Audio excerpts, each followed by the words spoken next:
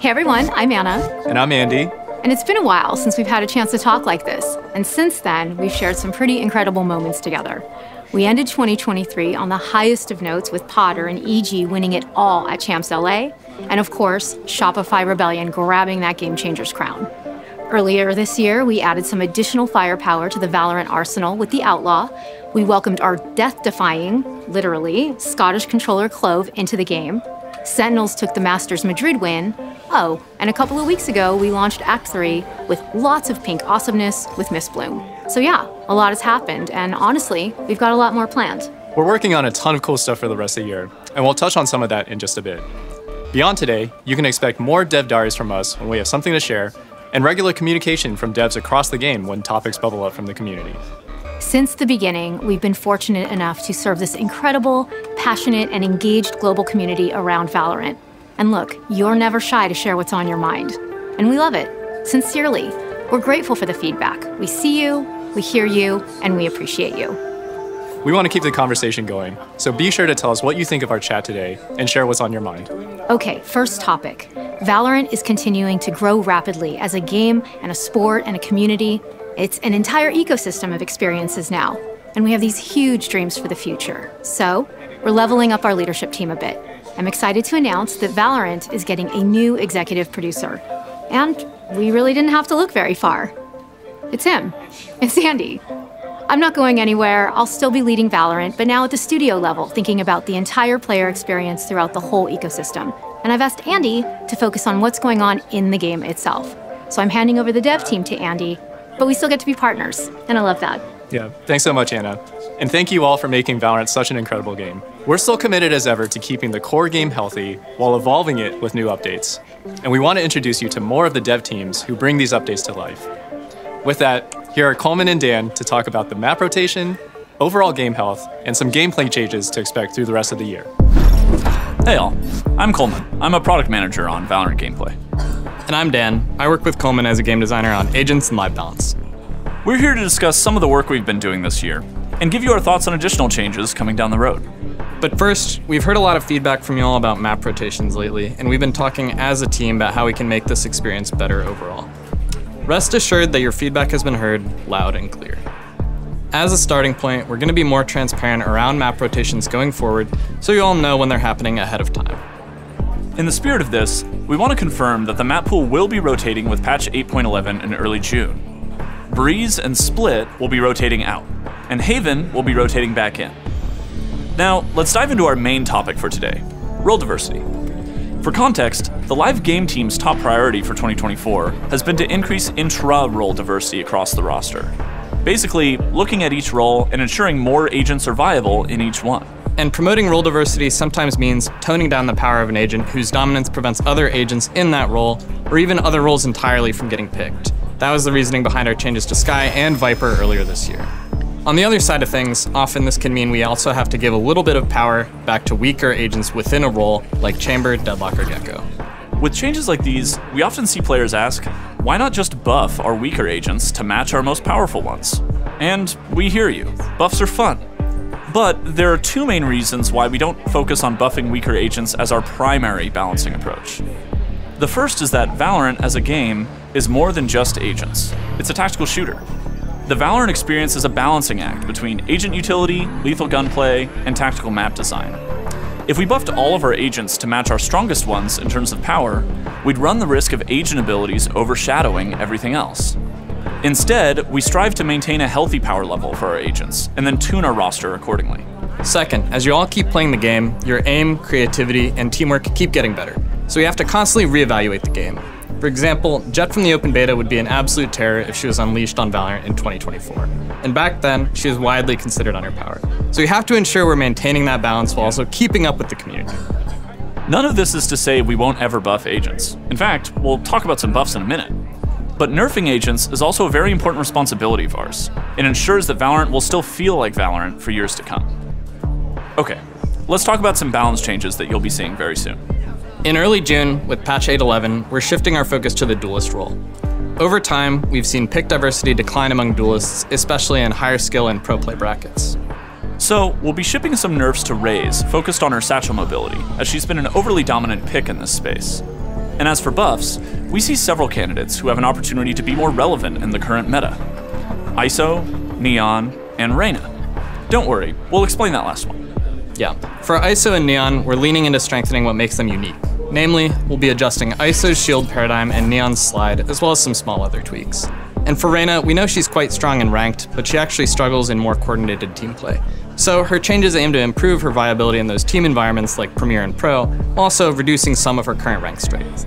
These balance changes in 8.11 will most likely be the last significant ones you see from us until after Champs. We want to make sure that pro teams have plenty of time to get used to these changes after Masters Shanghai and adjust accordingly. Of course, you'll still see smaller patches roll out during this time. We'll just only adjust balance if something major bubbles up. Also, we're working on some pretty exciting stuff for after Champs that you'll get to play closer to the end of the year, like larger balance updates and modes changes. We'll be back to chat with you more about all that after Champs. Also, keep an eye out for more comms from the Maps team coming this summer. Now, we'll toss it over to Preeti and Sean. Hi everyone, I'm Preeti, Product Manager on Valorant Cosmetics. And I'm Sean, Art Director on Valorant Cosmetics. We're here to talk to you about weapon skins. When we launched Valorant back in 2020, Sean and I were in charge of figuring out skins for the game. It was really intimidating. Tac shooters were a completely new genre for Riot, and we sort of had to guess what kind of skins you'd all like. Yeah, we had our own ideas about what types of skins would be popular or well-received, but we also knew we had to serve different types of tastes, styles, and vibes. We felt like there was a really unique opportunity to push the boundaries of what skins could do in the tac shooter landscape. Yeah, over time, lots of surveys, reading all those spicy hot takes, looking at what people actually buy in game, we started to learn your tastes, and they are so much more diverse than we originally thought. For many of you, gun skins are basically fashion. Your collections page is an extension of your own closet, kind of like Ten's and his all red collection. You think all his shirts are red too? Probably. Sentinels. So, one of our design goals is to make sure there's at least one skin out there for everyone, something that feels like it was made just for you. And something we've been hearing over and over again is, where are the pink skins? I said on stream, probably like a year ago or something like that we were working on non-edgy pink skins. At the time we were, and we still are today, but we don't just take any skin and recolor it pink. It needs to make sense for the theme, otherwise it'll just fall flat and it seems like we're just trying to check a box. And I want to be clear here. We've also been making efforts to understand what you mean when you say you want pink skins, because pink skin means something different to every one of you. Some mean cute or whimsical, some mean elegant and high-end, some mean feminine, and no one can agree on which shade of pink is the right shade. Sometimes even you, Preeti, get the distinction wrong between pink and purple. Yeah, I don't know what color Reaver is. Is it pink or purple? Once upon a time, it was both. For our first real attempt in this space, we took your feedback about what you enjoy most from high-tier skins. Hype finishers, satisfying aimbot audio, unique animations, stunning visual effects, and sorry about the wall hacks. That was not intentional. We've put all of that into Mistbloom. Speaking of feedback, we heard you last year on the Champions Kunai. We know one of the most important parts about a melee skin is the inspect animation and how good it feels to spam. With Mistbloom, we kept that super clean jet-style equip that you all love, and we really leaned into what makes Mistbloom special as a theme. We added a brand new inspect animation and a mystical musical loop that's perfectly zen and BM at the same time. After you get that 4K clutch, you're super hype, your team is screaming at you in chat, telling you to clip it. We know that you want to add a little bit of style to that play, and we know that the inspect should be really satisfying for that. So we really hope we've made something you'll love with these skins. And I swear, we'll continue to work hard on making more skins for all of you, no matter your tastes. Mistbloom is just our first take on pink skins, but we promise it won't be the last. Anyway, next up is Outlaw. We know you've all been waiting for a sick Outlaw skin, and with every new hype bundle, you're asking, where is the Outlaw? Is Riot trolling? Why doesn't Mistbloom have an Outlaw?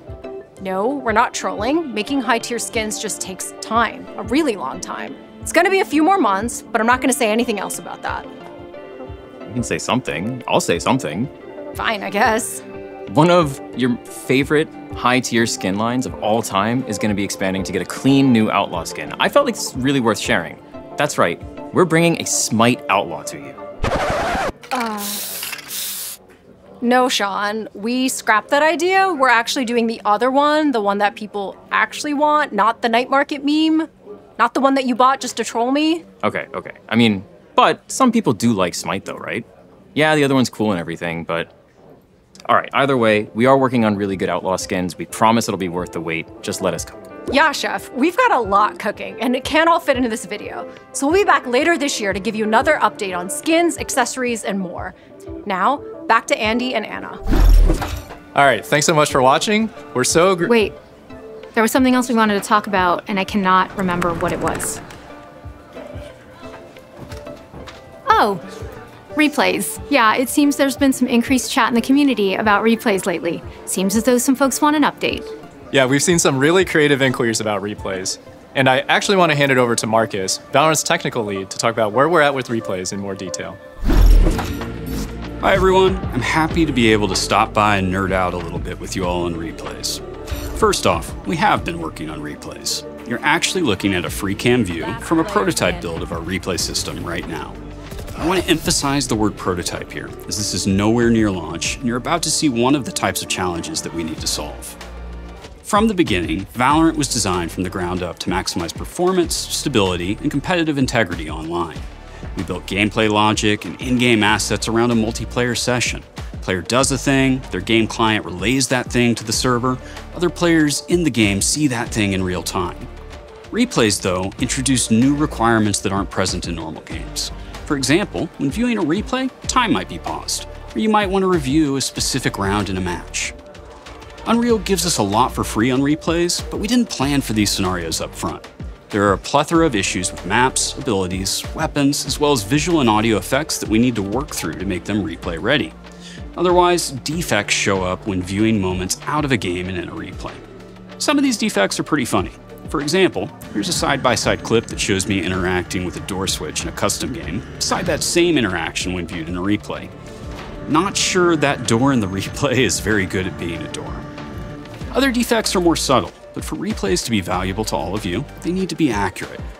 In this clip, we see another side-by-side of a moment in a custom game versus that same moment in a replay. Notice the game clock in each frame. As Brim takes the corner in the replay frame, we see the smoke deploying from the start of the ability's animation. But it should have already been active, as it was deployed before Brim rounded the corner. Then, when the smoke timer ends, the replay smoke disappears without the dispersion animation. These clips only show a couple of defects with a couple of individual assets. Valorant's gameplay is built from thousands of these individual assets that all need to be audited for correctness and possibly adjusted to be correct in replay scenarios. And we need to do all of that work without breaking anything in the live game. So yes, we're taking our time to make sure that we get it right. Now, back to Anna and Andy. Oh hey, we're back. Thanks for taking that one, Marcus. Valorant community, please trust me when I say we are right there with you, and we're committed to building this replay system. We'll give you all another update on replays when there's more to share in the future. We know you've all been more than patient with us on this issue, and we thank you for that. We will get there. All right, that's it for today. Thanks again for watching, and we'll be back a bit later this year. Thanks, everyone.